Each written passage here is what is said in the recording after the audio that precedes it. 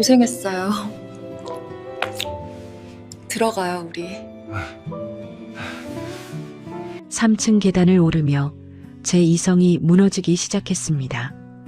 허리에 감긴 제 팔, 그 안에 부드러운 몸, 코끝을 스치는 은은한 향기, 귓가에서 들리는 가늘고 가쁜 숨소리, 2년 동안 잊고 살았던 감각이 폭발했습니다. 들어가요. 그녀의 집 문 앞에서 저는 더 이상 참을 수 없었습니다. 8살 연상, 집주인, 금지된 관계. 머리로는 안 된다고 외쳤지만 몸은 정직했습니다. 그날 밤 제 인생에서 가장 뜨거운 2달이 시작됐습니다. 하지만 그 짧은 사랑이 5년이 지난 지금까지 저를 괴롭힐 줄은 몰랐습니다. 안녕하세요. 사연 진품명품 제작자 고우리입니다. 사연 시작에 앞서 좋아요와 구독 꼭 부탁드립니다. 감사합니다. 저는 이준혁, 지금 37살입니다. 오늘 결혼식을 올렸습니다. 신부는 32살 회사 선배 소개로 만난 착한 여자입니다. 사랑합니다. 하지만 가끔, 아주 가끔 4년 전 그 여자가 생각납니다. 건설회사 현장 관리 일을 하고 있습니다. 평택 본사 소속이지만 현장이 생기는 곳이면 어디든 갑니다. 서울, 인천, 부산, 대구 떠돌아다니는 삶입니다. 그래서 결혼이 늦었습니다. 한 곳에 정착할 수 없으니 여자들도 저를 꺼려했습니다. 그런 제가 4년 전 목포로 내려갔습니다. 당시 33살이었습니다. 2019년 4월 팀장이 저를 불렀습니다. 준혁아, 목포 신도시 현장 알지? 네, 들었습니다. 거기 현장 관리자가 필요한데 내가 가줄 수 있겠어? 얼마나 있어야 하는데요? 한 5개월 정도? 공사 일정 보면 그 정도면 끝날 것 같아. 혼자 가는 건가요? 응, 인원이 부족해서. 힘들겠지만 부탁해.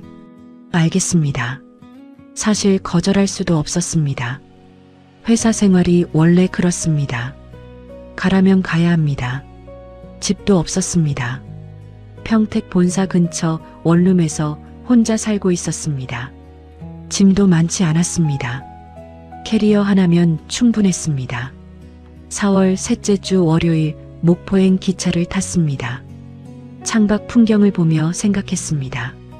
5개월이면 금방 지나가겠지. 그냥 일만 하다 오면 돼. 목포역에 도착해서 짐을 끌고 나왔습니다. 낯선 도시였습니다. 바다 냄새가 났습니다. 부동산 앱을 켜서 원룸을 검색했습니다. 현장 근처로 몇 군데를 골라 전화를 걸었습니다. 여보세요.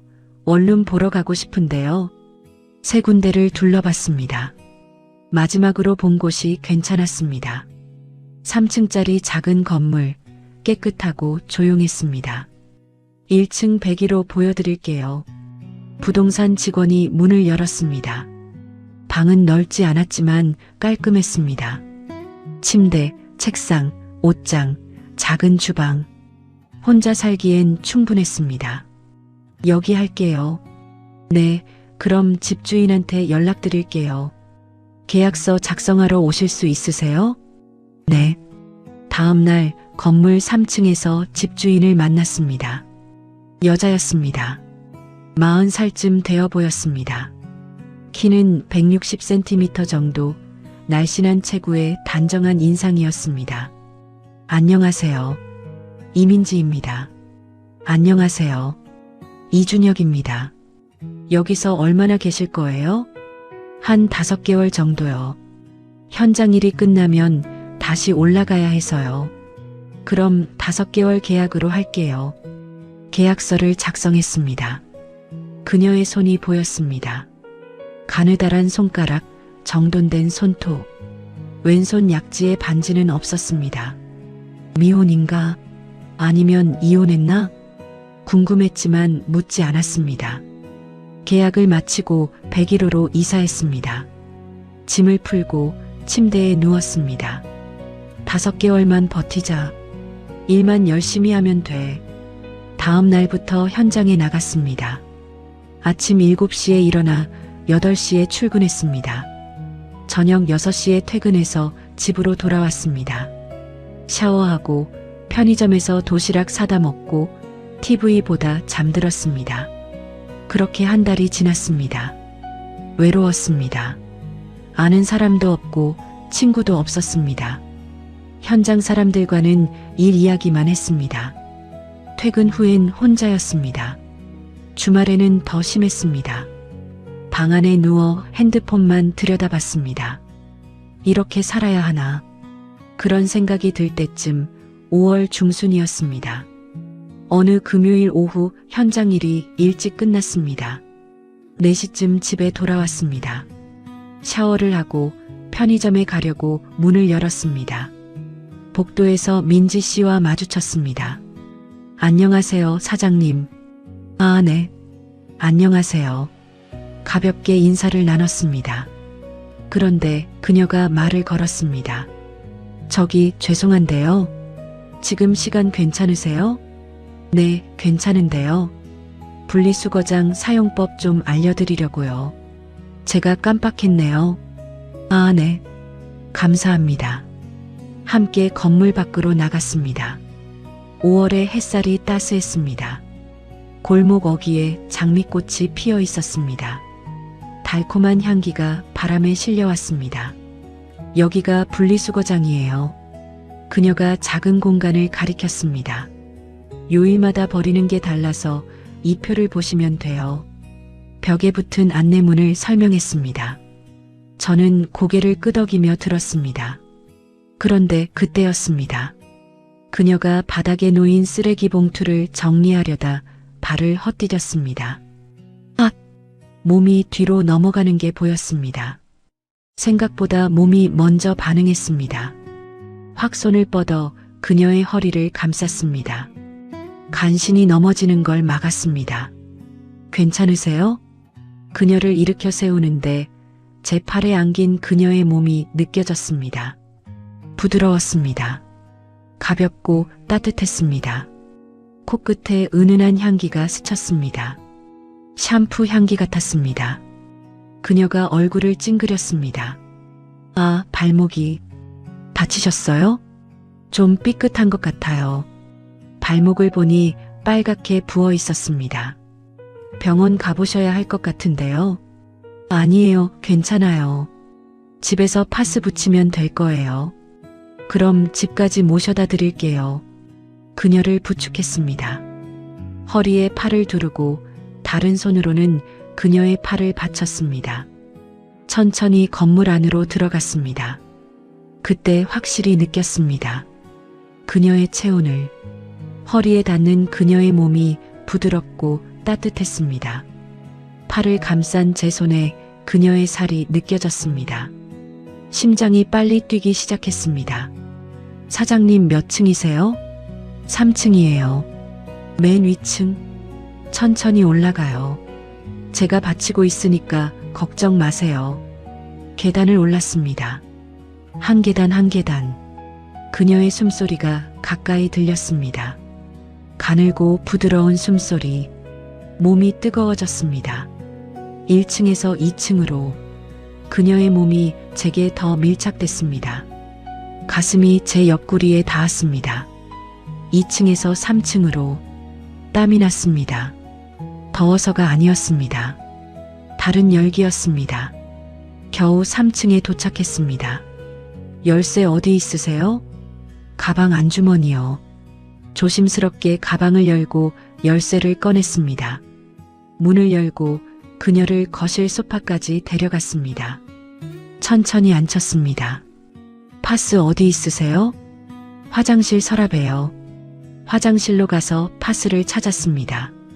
서랍을 여는데 그녀의 생활 냄새가 났습니다. 여자 특유의 향기. 파스를 들고 나와 무릎을 꿇고 앉았습니다. 그녀의 발목을 조심스럽게 들어 올렸습니다. 발목이 제 손 안에 들어왔습니다. 가늘고 작은 발목. 손으로 감싸 만져보며 상태를 확인했습니다. 뼈는 괜찮은 것 같은데 인대를 좀 다친 것 같네요. 많이 다쳤나요? 심하진 않은 것 같아요. 일단 파스 붙이고 하루 이틀 지켜보세요. 파스를 뜯어 발목에 붙였습니다. 손가락이 그녀의 피부에 닿았습니다. 부드러운 피부, 이상했습니다. 이렇게 여자 몸에 손을 댄 게 얼마 만인지 모르겠습니다. 1년? 아니, 2년? 이렇게 하고 좀 쉬어보세요. 내일까지 안 나으면 병원 꼭 가보세요.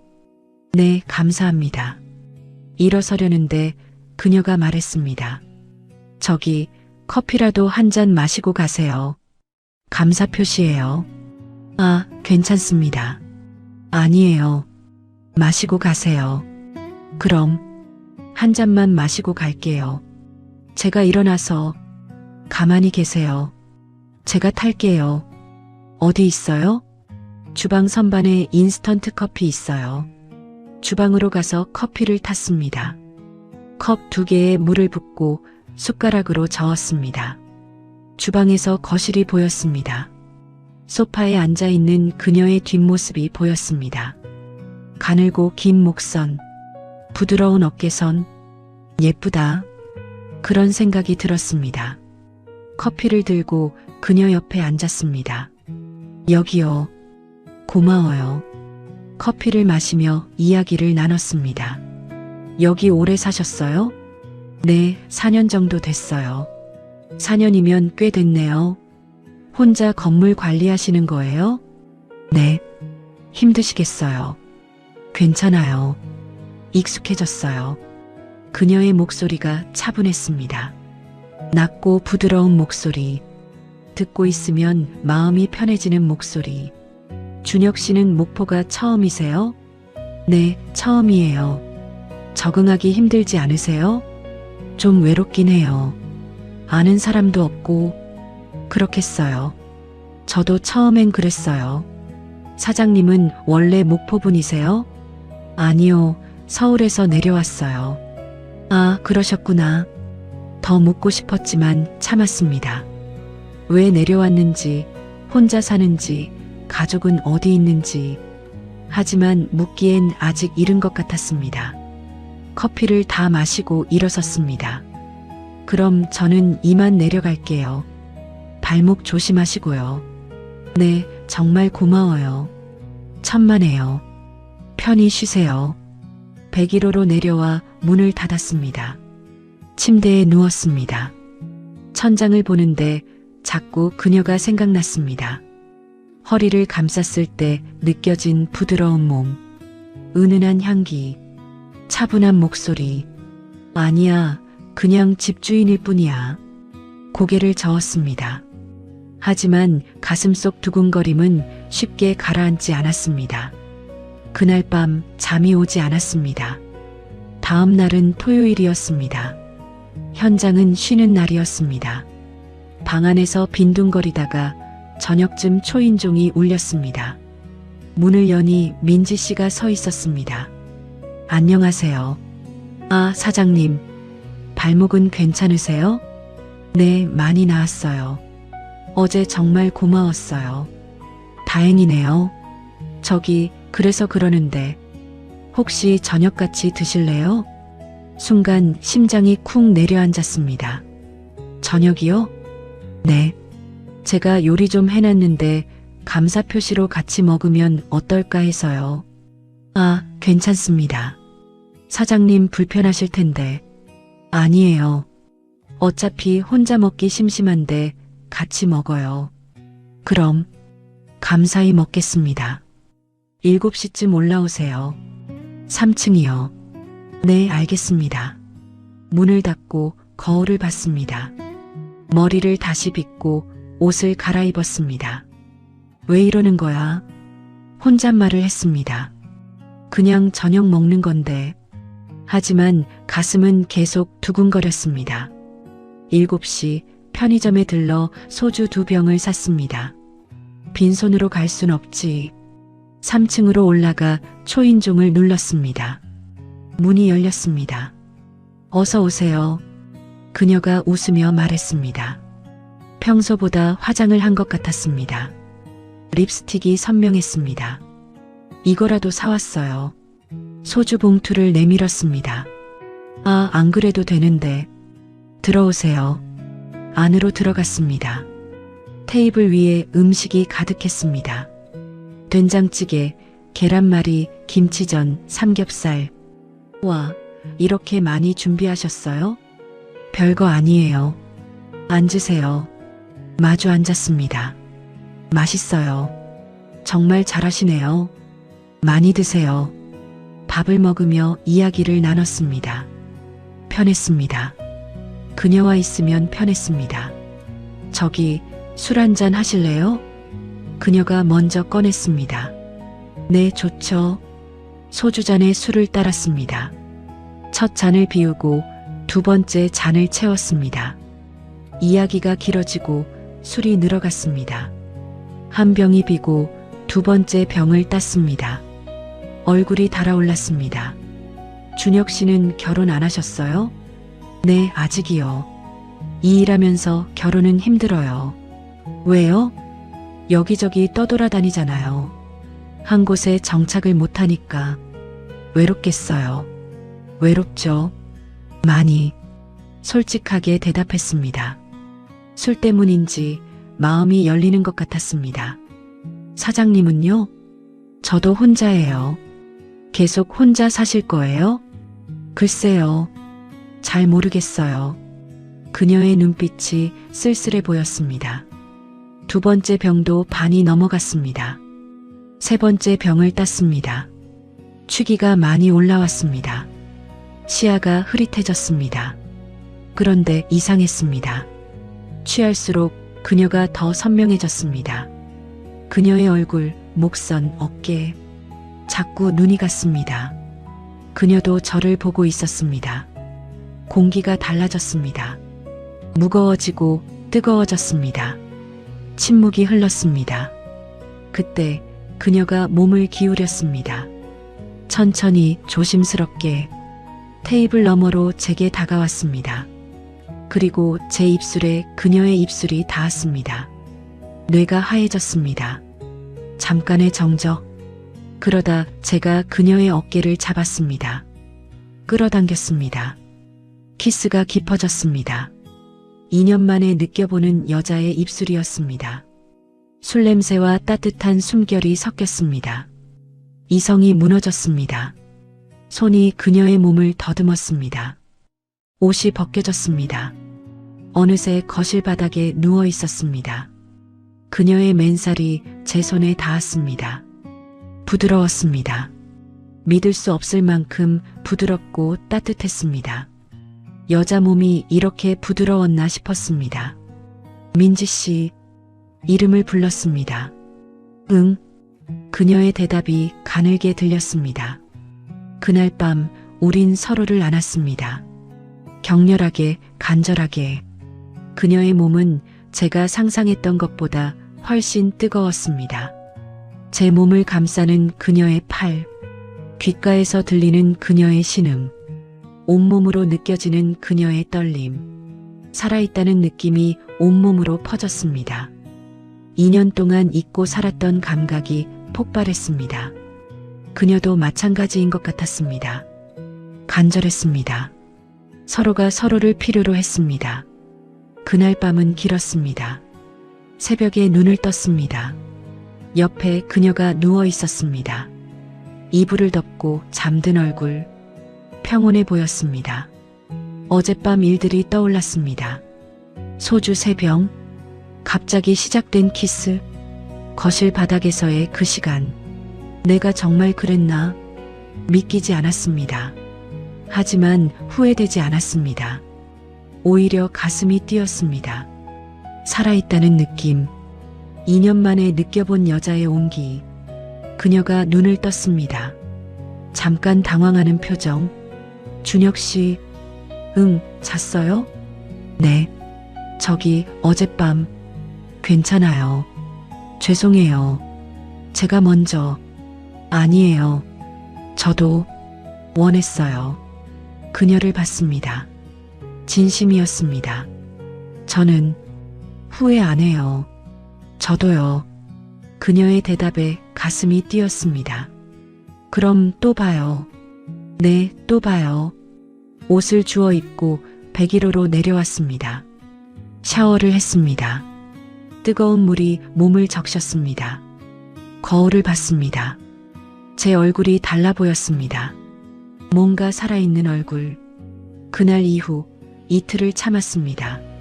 하지만 도저히 안 됐습니다. 현장에서 일을 해도 집에 와서 쉬어도 그녀만 생각났습니다.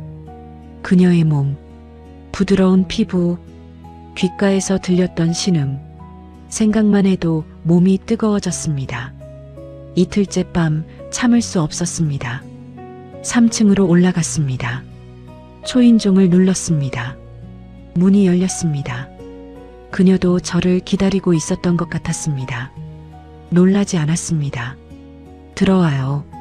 말없이 안으로 들어갔습니다.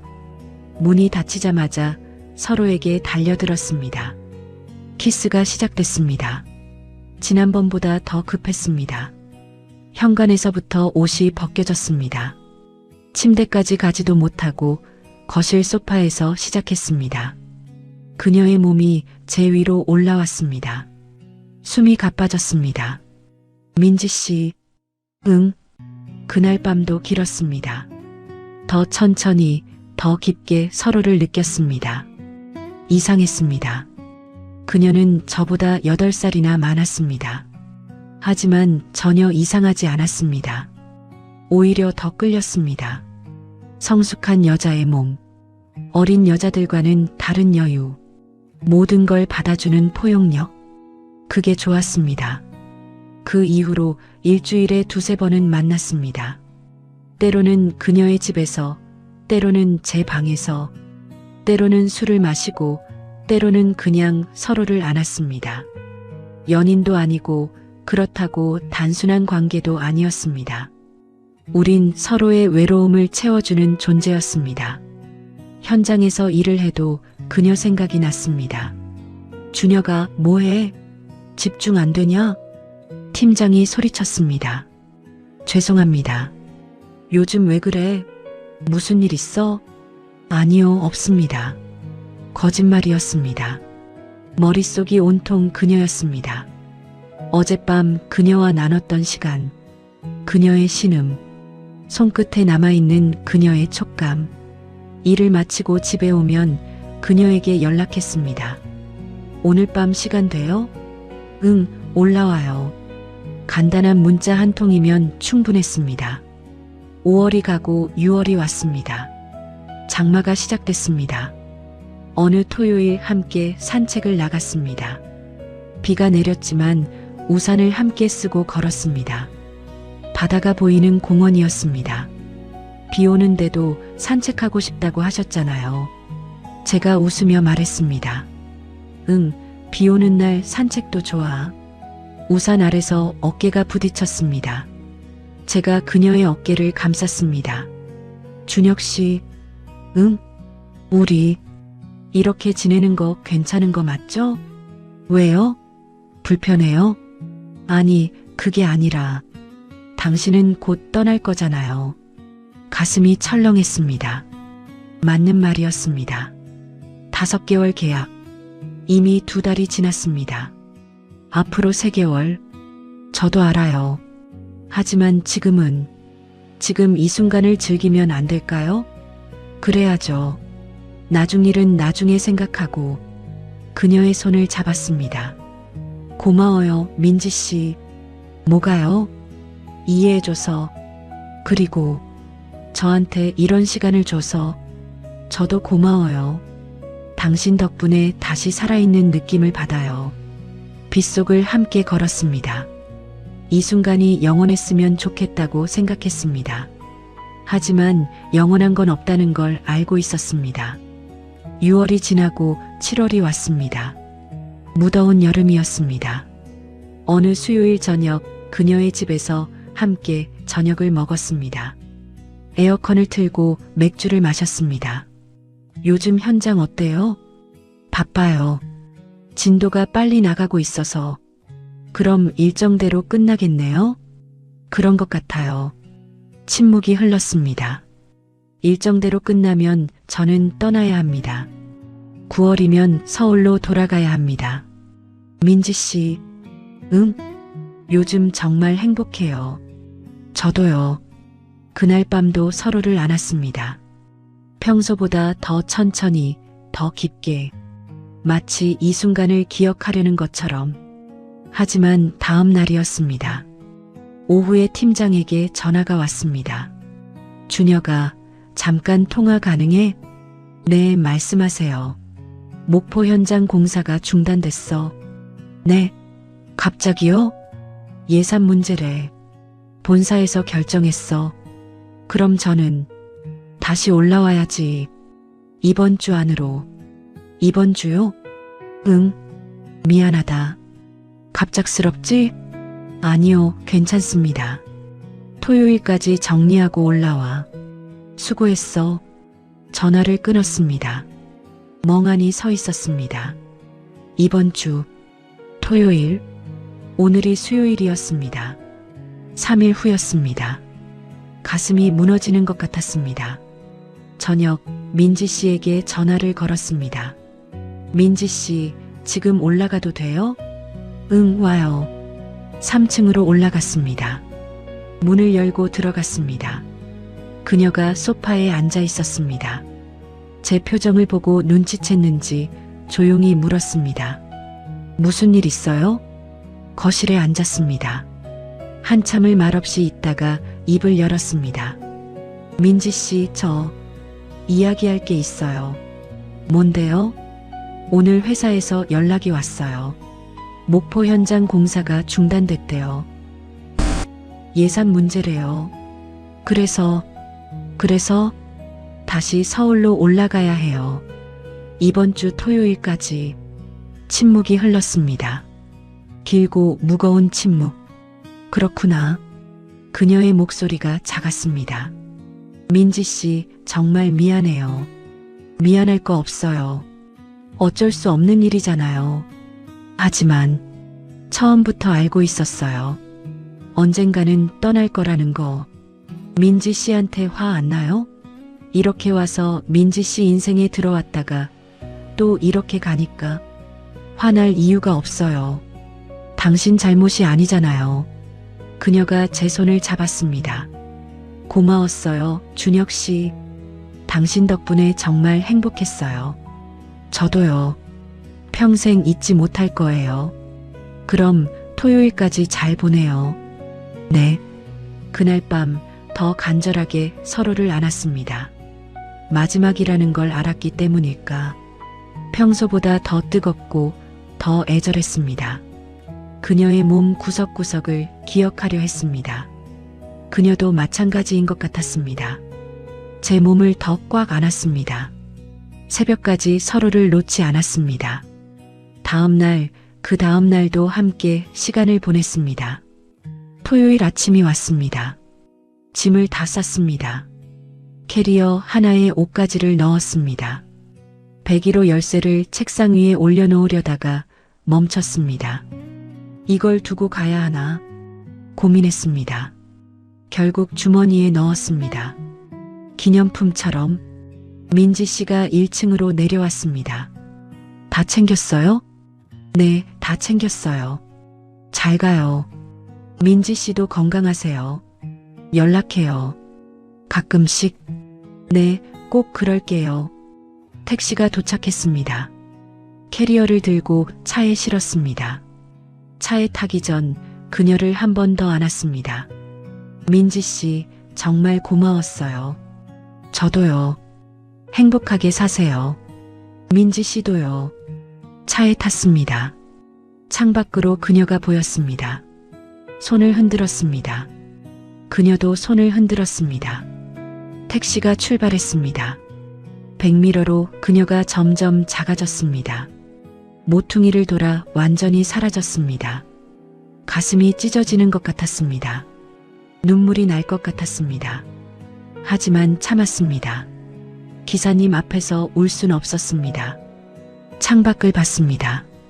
목포거리가 지나갔습니다. 바다가 보였습니다. 그녀와 함께 걸었던 그 산책로가 보였습니다. 잘 지내세요, 민지 씨. 마음속으로 중얼거렸습니다. 서울로 돌아왔습니다. 평택 원룸에 짐을 풀었습니다. 다음 주부터 새 현장에 투입됐습니다. 인천 송도 현장이었습니다. 새로운 사람들, 새로운 일, 익숙한 일상이 돌아왔습니다. 하지만 뭔가 달랐습니다. 자꾸 그녀가 생각났습니다. 일을 하다가도 밥을 먹다가도 그녀의 얼굴이 떠올랐습니다. 그녀의 목소리가 들렸습니다. 그녀의 체온이 느껴졌습니다. 일주일에 한 번씩 문자를 보냈습니다. 잘 지내세요? 네, 잘 지내요. 당신은요? 저도 잘 지내요. 짧은 문자들. 더 할 말이 있었지만 쓰지 못했습니다. 보고 싶어요. 다시 만날 수 있을까요? 그런 말들은 쓸 수 없었습니다. 각자의 자리로 돌아간 거니까. 한 달이 지나고 2달이 지났습니다. 문자도 점점 뜸해졌습니다. 한 달에 한 번, 2달에 한 번, 그렇게 1년이 지났습니다. 새로운 현장들을 돌아다녔습니다. 부산, 대구, 광주, 새로운 사람들을 만났습니다. 소개팅도 몇 번 나갔습니다. 하지만 마음이 가는 사람은 없었습니다. 자꾸 그녀와 비교하게 됐습니다. 2년이 지났습니다. 회사 선배가 소개팅을 주선했습니다. 준혁아, 이번엔 괜찮은 여자야. 한번 만나봐. 형, 저 괜찮아요. 야, 넌 언제 결혼할 거야? 이제 35인데. 알겠습니다. 만나볼게요. 소개팅 자리에 나갔습니다. 여자는 32살 회사원이었습니다. 착해 보였습니다. 예뻤습니다. 하지만 그녀만큼은 아니었습니다. 그래도 몇 번 더 만났습니다. 나쁘지 않았습니다. 3년이 지났습니다. 그 여자와 결혼을 약속했습니다. 사랑한다고 말했습니다. 거짓말은 아니었습니다. 좋아했습니다.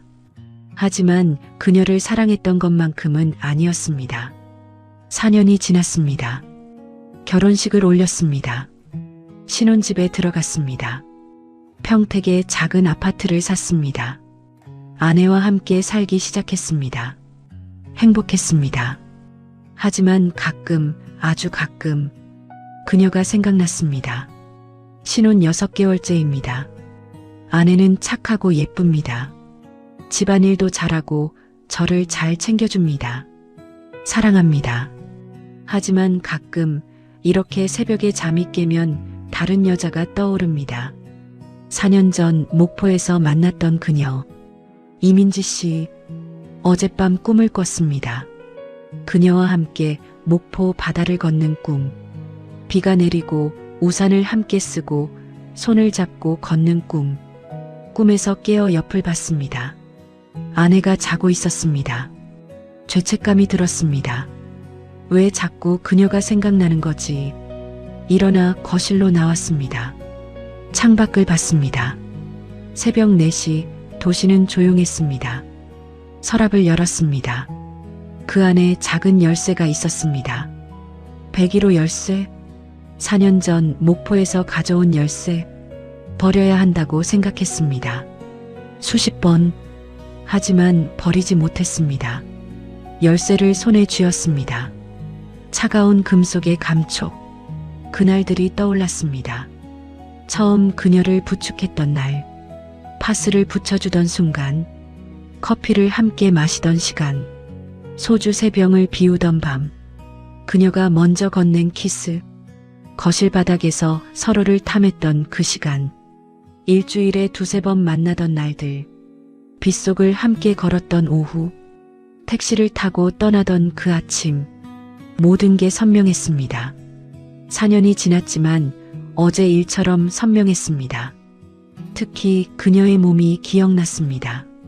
부드러운 피부, 뜨거운 체온, 귓가에서 들렸던 신음, 제 이름을 부르던 그 목소리, 아내와는 다른 느낌이었습니다. 아내도 좋습니다. 사랑합니다. 하지만 그녀와 함께했던 그 시간만큼 강렬하지는 않습니다. 왜 그럴까요? 짧았기 때문일까요? 금지된 관계였기 때문일까요? 아니면 정말 그녀가 특별했던 걸까요? 잘 모르겠습니다. 핸드폰을 켰습니다. 연락처를 찾았습니다. 이민지. 마지막 통화가 3년 전이었습니다. 잘 지내세요? 네, 잘 지내요. 그게 마지막이었습니다. 그 후로 연락하지 않았습니다. 연락하면 안 될 것 같았습니다. 각자의 삶을 살아야 했습니다. 지금 뭐하고 계실까? 잘 지내고 계실까? 저를 기억이나 할까? 궁금했습니다. 전화를 걸까 말까 고민했습니다. 손가락이 화면 위를 맴돌았습니다. 하지만 결국 걸지 못했습니다. 걸면 안 됐습니다. 저는 이제 결혼했습니다. 아내가 있습니다. 다른 여자에게 연락하면 안 됩니다. 핸드폰을 내려놓았습니다. 열쇠도 서랍에 다시 넣었습니다. 침대로 돌아갔습니다. 아내 옆에 누웠습니다. 아내가 잠결에 제게 기대왔습니다. 어디 갔다 와요? 화장실. 그래요. 자요. 응. 아내를 안았습니다. 따뜻했습니다. 하지만 그녀만큼은 아니었습니다. 미안해요, 민지 씨. 마음속으로 중얼거렸습니다. 저 결혼했어요. 하지만 가끔 생각나요. 평생 잊지 못할 것 같아요. 대답은 없었습니다. 그냥 제 마음속 독백일 뿐이었습니다. 다음 날 아침 출근 준비를 했습니다. 아내가 아침을 차려줬습니다. 잘 먹겠습니다. 맛있게 드세요. 밥을 먹으며 TV를 봤습니다. 뉴스에서 목포 소식이 나왔습니다. 목포 신도시 개발 완료.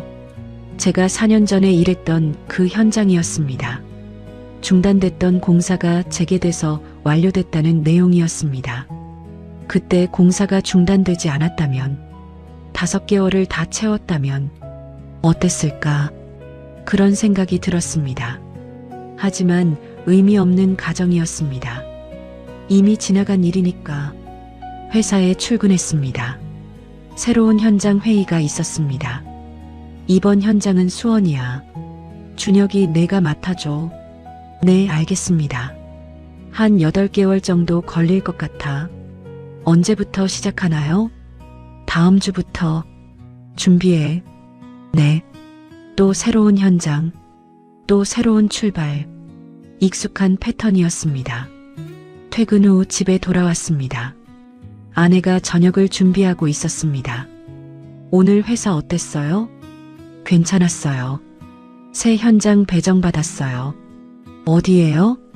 수원이요. 멀지 않네요. 다행이다. 응. 저녁을 먹고 TV를 봤습니다. 아내가 제 옆에 앉아 있었습니다. 손을 잡아줬습니다. 여보, 사랑해요. 저도요. 사랑한다고 말했습니다. 진심이었습니다. 하지만 동시에 마음 한구석에서 다른 여자가 떠올랐습니다. 이러면 안 되는데. 혼잣말을 했습니다. 이제 그만 잊어야 하는데. 하지만 쉽지 않았습니다. 밤이 되어 잠자리에 들었습니다. 아내가 제게 기대왔습니다. 여보. 부드러운 목소리. 아내를 안았습니다. 키스를 했습니다. 하지만 마음 한구석은 비어 있었습니다. 그녀를 안았을 때처럼 강렬하지 않았습니다. 그녀와의 밤처럼 뜨겁지 않았습니다. 죄책감이 들었습니다. 아내에게, 그리고 그녀에게. 아내를 더 꽉 안았습니다. 잊어야 해. 이제 그만 잊어야 해. 스스로에게 다짐했습니다. 하지만 알고 있었습니다. 쉽지 않을 거라는 걸. 어쩌면 평생 잊지 못할지도 모른다는 걸. 한 달 후 수원 현장이 시작됐습니다. 매일 수원으로 출퇴근했습니다. 일은 바빴습니다. 정신없이 지냈습니다. 그래도 가끔 문득문득 그녀가 떠올랐습니다. 점심을 먹다가 현장을 돌아다니다가 퇴근길 차 안에서 지금 뭐하고 계실까? 혹시 저를 생각할까? 아니면 이미 잊었을까? 알 수 없었습니다. 3개월이 지났을 무렵 회식이 있었습니다. 팀원들과 함께 고기를 먹고 소주를 마셨습니다. 준혁아, 결혼 어때? 좋지? 선배가 물었습니다. 네, 좋습니다. 근데 왜 표정이 그래? 무슨 고민 있어? 아니요, 없습니다. 에이, 숨기지 마. 신혼인데 뭔가 있구만. 진짜 아니에요. 거짓말이었습니다. 고민이 있었습니다. 4년 전 그 여자를 잊지 못하고 있다는 고민. 하지만 말할 수 없었습니다. 집에 돌아왔습니다. 아내는 이미 자고 있었습니다. 조용히 옆에 누웠습니다. 천장을 봤습니다. 이민지 씨, 이름을 속으로 불러봤습니다. 잘 지내세요. 행복하세요. 저는 당신을 잊으려 노력하고 있어요. 하지만 쉽지 않네요. 대답은 없었습니다. 당연했습니다. 혼잣말일 뿐이니까. 6개월이 더 지났습니다. 결혼 1년이 됐습니다. 아내가 임신했습니다. 여보, 아기 생겼어요. 정말요? 네, 병원에서 확인했어요. 기뻤습니다. 아내를 안아줬습니다. 고마워요.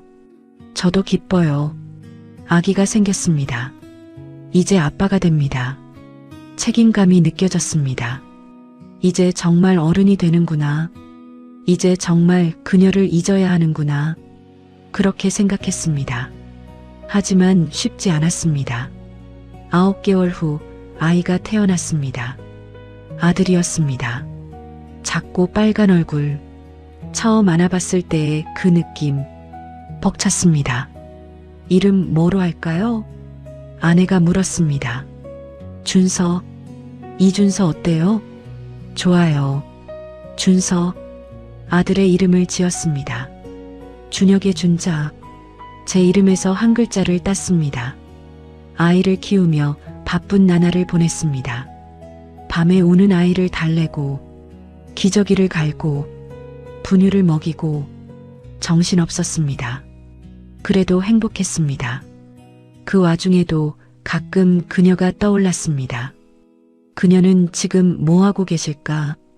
혹시 결혼했을까? 아이도 있을까? 궁금했지만 알 수 없었습니다. 연락할 수도 없었습니다. 아이가 돌이 됐습니다. 돌잔치를 했습니다. 가족들이 모였습니다. 행복한 시간이었습니다. 하지만 밤에 혼자 있을 때면 여전히 그녀가 떠올랐습니다. 왜 잊지 못하는 걸까? 5년이나 지났는데 스스로에게 물었습니다. 대답은 알고 있었습니다. 그녀와의 시간이 너무 강렬했기 때문입니다. 짧았지만 너무 뜨거웠기 때문입니다. 평생 그런 감정을 다시 느낄 수 없을 것 같았기 때문입니다. 어느 주말 아내와 아이와 함께 바다에 갔습니다. 인천 앞바다였습니다. 파도 소리를 들으며 걸었습니다. 문득 목포가 떠올랐습니다. 그녀와 함께 걸었던 그 바닷가, 비 오는 날 우산을 함께 쓰고 걸었던 그 산책로. 여보, 무슨 생각해요? 아내가 물었습니다. 아무것도. 표정이 이상한데. 괜찮아요. 그냥 바다 보니까 좋네요. 그래요? 그럼 자주 와요. 네. 아이를 안아 올렸습니다. 준서야, 바다 예쁘지? 바다. 아이가 손을 뻗었습니다. 웃었습니다. 이게 제 삶이야.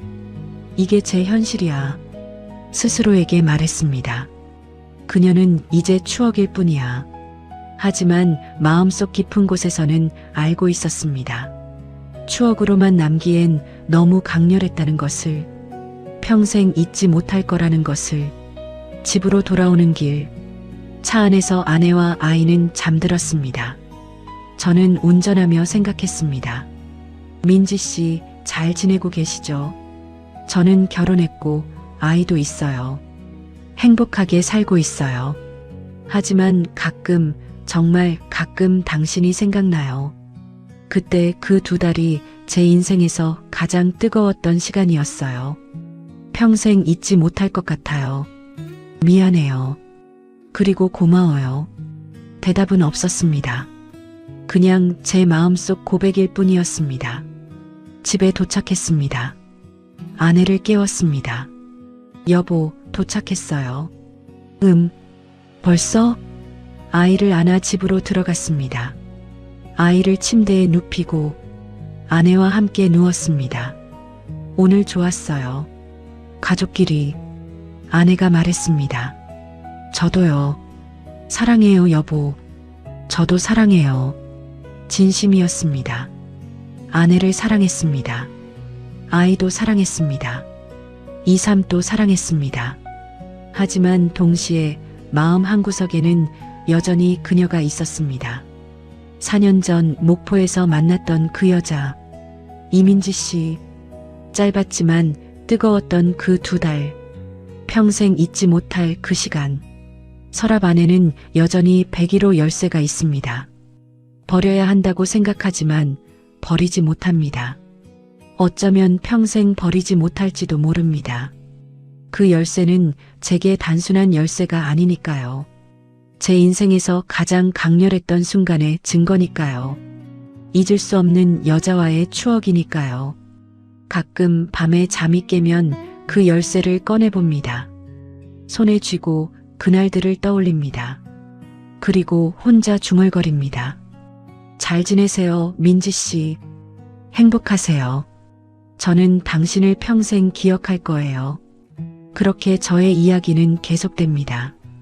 결혼한 남자의 삶, 아빠로서의 삶. 하지만 가슴 한구석에는 항상 그녀가 있습니다. 4년 전 목포에서 만난 그 여자, 2달간 사랑했던 그 여자, 평생 잊지 못할 그 여자, 이민지 씨. 시청해 주셔서 진심으로 감사드립니다. 늘 건강하시고 마음에 평안이 가득하시길 바랍니다.